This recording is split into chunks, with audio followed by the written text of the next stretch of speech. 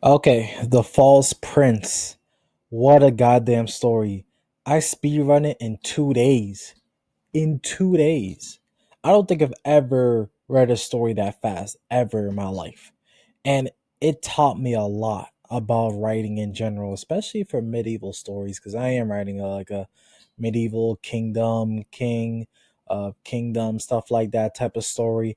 But after reading The False Prince, it had me contemplating everything I've written so far. I was like, okay, I might have to scratch some things, get back into the drawing boards in some areas of the story. Of course, I'm not going to change the whole idea because low key, my story does seem a little bit similar to The False Prince, which is like, okay, there's no turning back now. But the reason why I want to make this video is to really talk about the lessons I learned after reading The False Prince, as well as discuss about, all the things I enjoyed about it without spoilers. By the way, there's no spoilers. It's just really giving context of what I believe made the story great in a writing sense, without telling you about the story at all. So let's go. Here we go. So the first thing I gotta mention is the characters, because the characters, I believe, is the greatest strength about the story. I feel like the characters, this is how I want to describe it. The characters are like simplified, complex characters. And this is what I mean. To me, at least in book one, right? I feel like I didn't know a lot about the characters, but you know at least enough to know why they did what they did, or know why they did certain actions and what their intentions are for that particular part of the story. And then just to get to the next part, then you learn a little bit more about the characters. Like, I feel like that's kind of how the structure went within the story. Like, you know enough to know what the character might do next, but not enough to know like the bigger picture of everything that the character is thinking about or what they're planning to do. Which leads to my next point is everyone has their own plan and end goal in this story. I swear to you, every single one. Which, what makes it interesting about it is it goes with the concept of deep, not wide, because they focus on a couple of characters. We had a deeper understanding of what their end goal is, what they feel about the main character, and what the grand scheme of the premise of the story is. And because of that, I felt like nobody was like extremely good or evil. Like, no character felt like, okay, this is like a good character, is in the good side, or okay, this is the bad character, this is the antagonist we need to solve and face for the main character. Of course, heck, even the main character sometimes don't feel like the best to, or doing the best for everybody. But because of that, I love the fact that there was scenarios where there's like a chapter where a character was like an ally, and then in the next chapter the character is an enemy, and then in the following chapter is like back to being an ally. Like, it's like it switches back and forth. Like, whether or not they have mutual interests could determine if the character is an ally or a foe for a chapter, which is such great writing, because it kind of falls into reality in a sense, because in reality most people are not technically like purely good or purely evil. Like, everyone has some type of mix into them. Like, even the darkest person have some light in them, and even the lightest person have some dark in them. And I like the fact that they kind of explore that and kind of showcase that, where it shows where the situations where there needs to be an alliance, they showcase that and that's been executed. But the following chapter where that's no longer needed and their plans are working against each other, that's when they're back to being enemies again, which is such great writing, because it's like, okay, it kind of becomes unpredictable of what could happen next in terms of who's gonna be helping with the main character's plan and who's not. So that's definitely the first thing I had to mention was the characters. And because of that, I think this is what leads to the pacing being so great, because everything had a purpose and was put in the story with great intention. So whether or not it has like immediate impact or not, or it has like delayed impact, let's say, you had to pay attention, because you don't know what details is gonna be coming up later on in the story, which will like realize, oh snap, like that had like a bigger impact than I originally thought in my head, or this character had a bigger plan than I originally thought, you know, and that's something to explore, which I think that leads to great pacing. I think the more you make minor details matter, the better the pacing. I truly think that's what really helped with the pacing at all. And to move on to my next point, I want to talk about the plans, the strategies that happen. I think the best stories are the ones that has strategy, has cleverness, anything to do with brains over bronze, like where of course it's a power struggle, there's a power dynamic, but there's always a way to outsmart somebody. Like give yourself a perception that you have higher power, higher authority in a way, or higher leverage. That's honestly the word, higher leverage in the moment. And just utilizing what you have, your resources, the knowledge you have, and implementing that into getting what you want while also gaining an ally for the time being, even if it's temporary. So that's also really good. Another thing I want to point out is, you know, a lot of times in a story when you read, you would expect a plot twist to happen. So you like theorize, you know, you try to think about what the plot twist could be as the story moves forward. But I have to say, when you like thought of a plot twist in your head, and then the story actually goes into a completely different direction, like something you never thought of, that's when the plot twist really hits. Because it's like, damn, you've been thinking in your head like, okay, this probably is gonna happen, that's probably gonna be the plot twist, but then it's like, no, this is the plot twist, and you're like, oh shit, hold on, my bad, my fault, I'll let you cook, I didn't expect that to happen. When that happens, it's like, okay, let me turn my brain off. I'm gonna let you do your thing. No more discussion. I'm just gonna read. You know what I'm saying? You should get what I'm saying with that part. But that's what really was intriguing. And I had to write this down too. I wrote this down in my little digital notepad. It was like, it was to a point where it felt like readers had to be fooled in order for the plans to work. I truly believe that's the case. Like I truly believe it was purposely written so that you and I would be fooled, so that the characters in the story could be fooled. I think that wreaks the best reaction for certain parts of the story. I feel like if you're able to engage the reader's emotions, and if you're able to purposely confuse them or make them think a certain way when it's actually in reality a different way you're supposed to be thinking, I think that's when you get full investment, because it's like, oh snap, like it's not what I thought it could be, which of course leads to unpredictability and stuff like that. But just those type of moments really, really help me like understand better about writing and honestly pacing. I just ramble a lot and I just went over a lot of things.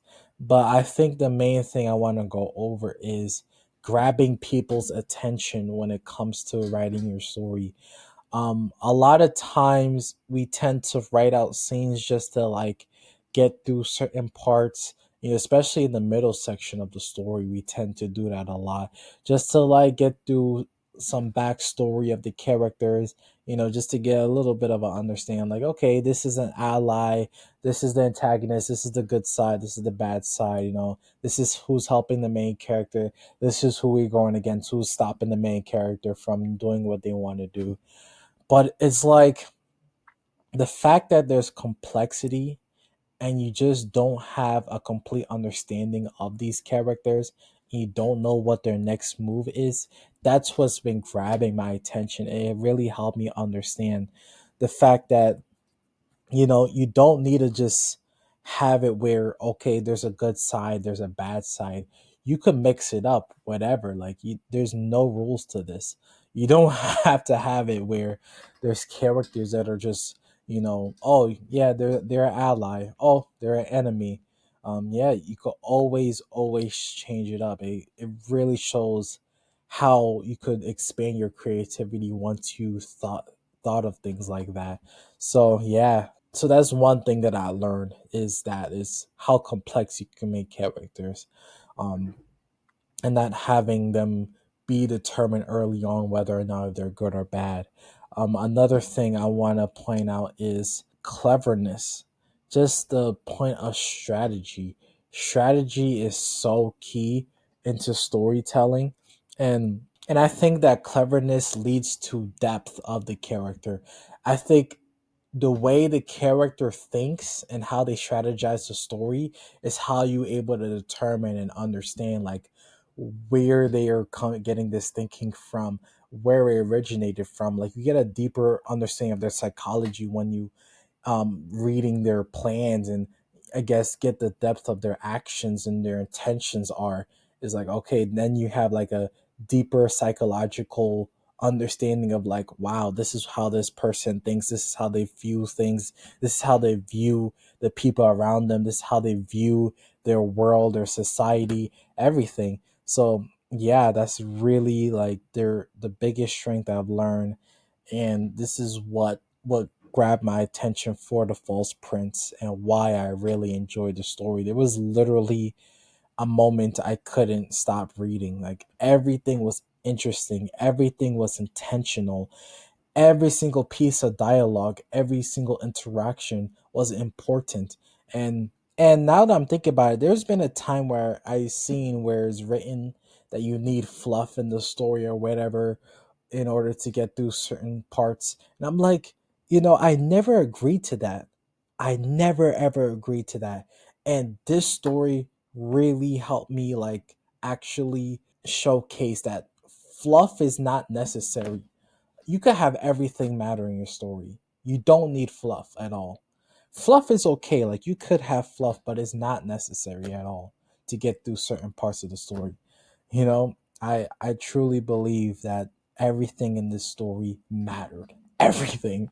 If at least it felt like for me. I don't think there's ever a part where I felt like I could just skim through it, honestly. And last point I want to mention too is sometimes, because I always used to blame myself, like whenever I'm trying to get back into reading or I'm trying to read more stories, I always blame myself sometimes, like, damn, I need to like read this story. I need to get back to this story and finish it.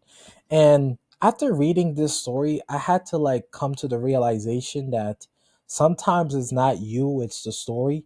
Like, if it's not grabbing your attention, then don't try to force it. It's not your reading habits. It's not because, oh, you don't read as much, is why you're not getting back to the story. Sometimes is really just your subconscious mind telling you that you're just not as intrigued as you thought you were for a story.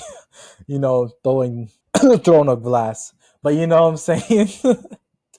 You get what I'm saying? It's really taught me that if a story is interesting enough, it will grab your attention.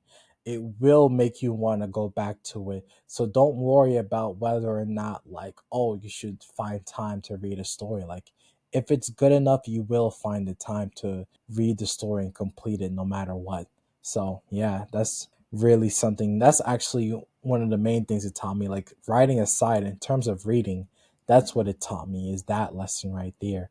So yeah, you let me know your thoughts on the false prince. I literally basically said everything and nothing at the same time, because I literally said nothing about the premise and what it's about or anything. I just basically told you what I liked about it in terms of, the characters, what they did with the structure, yeah, the complexity, the cleverness, the way they plan out the story, things like that, how they grab my attention, the pacing, like that, yeah.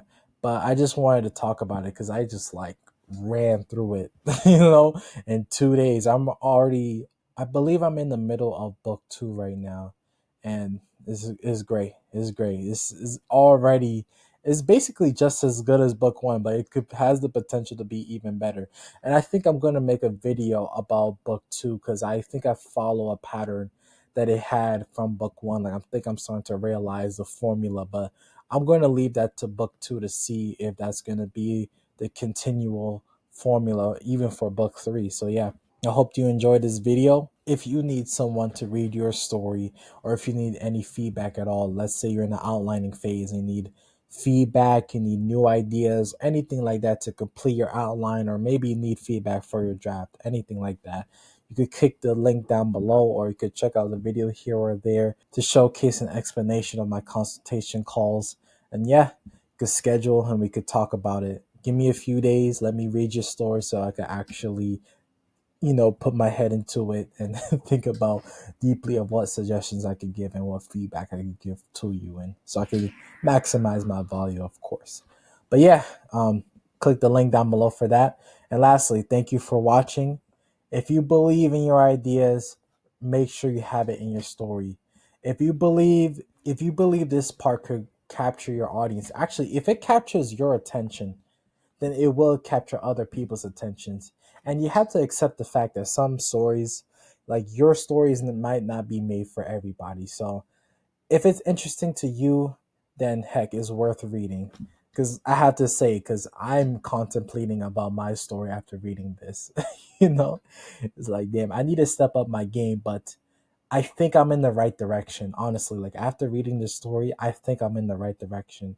I just help me polish, some parts. It's like, okay, I need to polish up these characters and understand their path and their intentions, because I was not thinking too much about some characters' paths and what their actions could lead to in terms of the overall scheme of the story. So yeah, this story really helped me with that. So yeah, thank you for watching. I hope you have a great rest of your day. Thank you.